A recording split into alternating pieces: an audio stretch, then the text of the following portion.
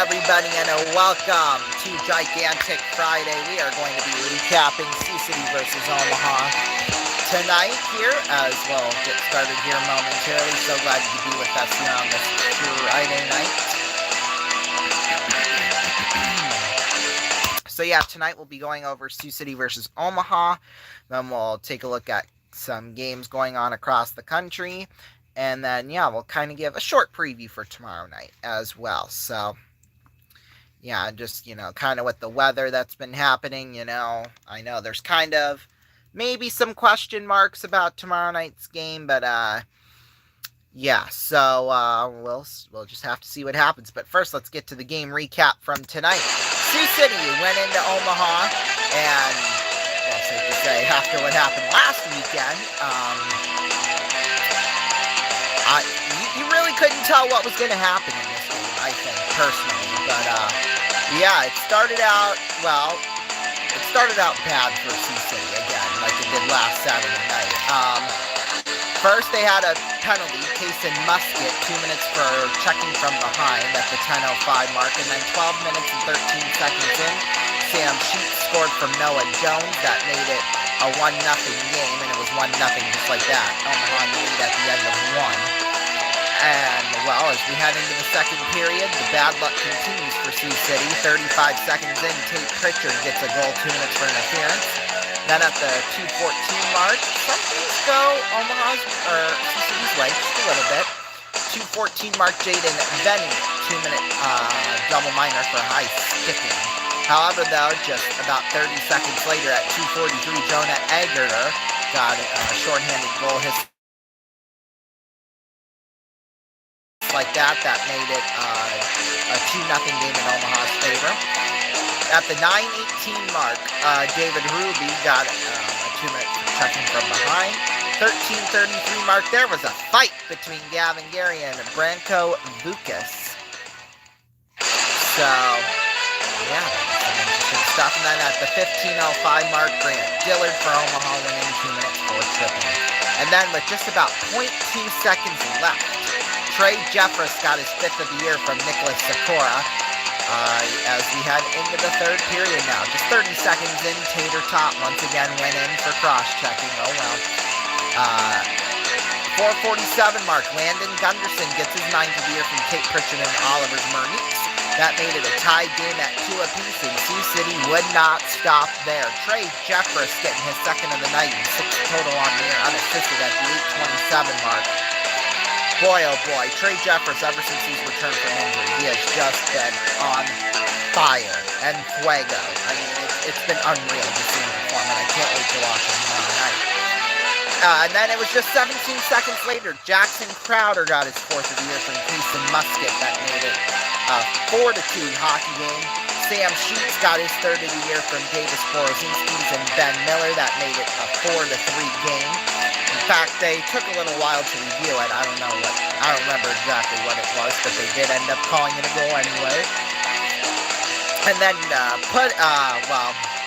to seal the deal, Landon Gunderson got an empty net, his 10th of the season, 2nd of the night, unassisted empty net goal. So yeah, when you really take a look at the stat sheet from Sioux City tonight, Trey Jeffress with 2 goals and Landon Gunderson 2 goals, and the rest of it's pretty spread out. So yeah, it was a great night for Sioux City. It started off slow like it did last Saturday night against Omaha, but yeah, they did eventually get the win in the end, which is the most important thing.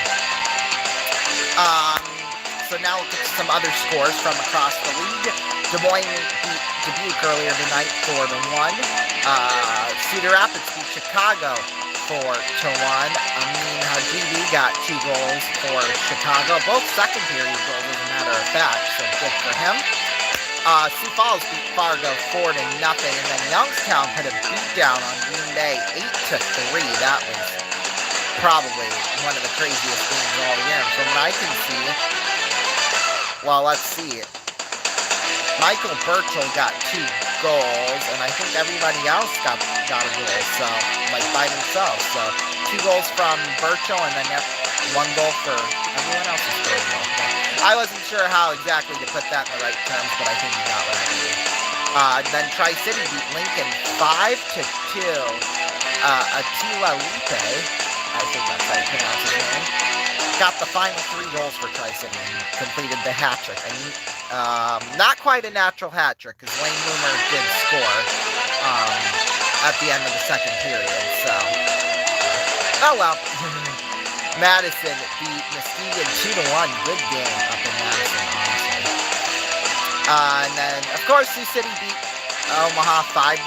Once again, 4 third-period goals for Sioux City against Omaha. And the 2 times that has happened this season, or in the 2 times Omaha has played Sioux City this season, that has happened each time. So I can't even imagine what it's going to look like tomorrow night, but we'll get to that here shortly. Only 1 game on the NHL schedule tonight, and the Senators pulled off the shocking victory versus Carolina 3-0. NBA scores right now, 6:36 left to go in the 4th quarter. The Denver Nuggets lead the Los Angeles Clippers 100-80. Phoenix leads Utah 99-97 with 4:08 left to go in the 3rd quarter. Spurs lead the Trailblazers 52-42 at the half, and then the rest of these games are all finals. Indiana beat Philadelphia 121-107.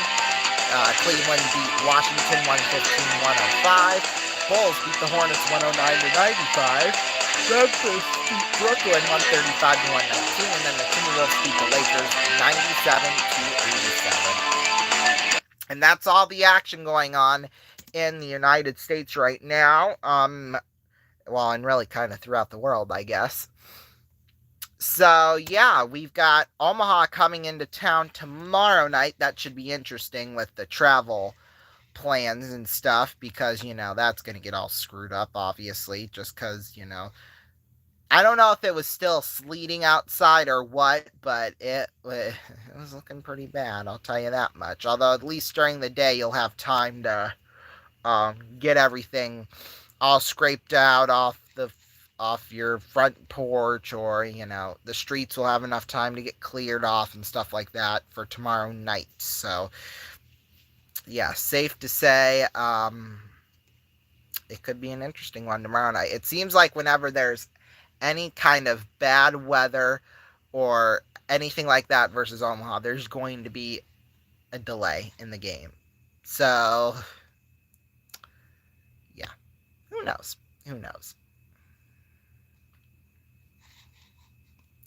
Like I said, all I know is that it is going to be interessante. For good or the worse, we'll see. I don't think it would get postponed, but I could be wrong on that because the Muskies are actually going on break, winter or Christmas break after tomorrow night's game. So, although I guess postponing it back a day probably wouldn't hurt things too much because there's no games on Saturday anyway. So, yeah, I would honestly assume because just with the winter weather we've had. And from what I can remember, things like this, the game usually does get pushed back by about an hour, but like the doors will still open at 5 o'clock, an hour before the regular Saturday games and stuff like that. So I don't know. Obviously that's all speculation, but I mean, we won't know obviously anything until tomorrow morning when everybody wakes up and there's sleet all over. Like, I think we're supposed to get like up to 2/10. 2/10 of an inch of ice or something like that. Oh my God. So, okay, here we go. The attendance says there was 1,925 people. In all the videos I've seen, there was no way in hell that there's 1,925. And this guy's like, should have rescheduled. That place is empty. So they obviously got hammered with the weather too. So it's not going to be a fun travel back for either team. I'll just say that. I'll see you tomorrow night on the broadcast. For now, 6:55, 5:55 Central Time, right here on RVN. Have a great rest of your night. Stay tuned for your local RVN program.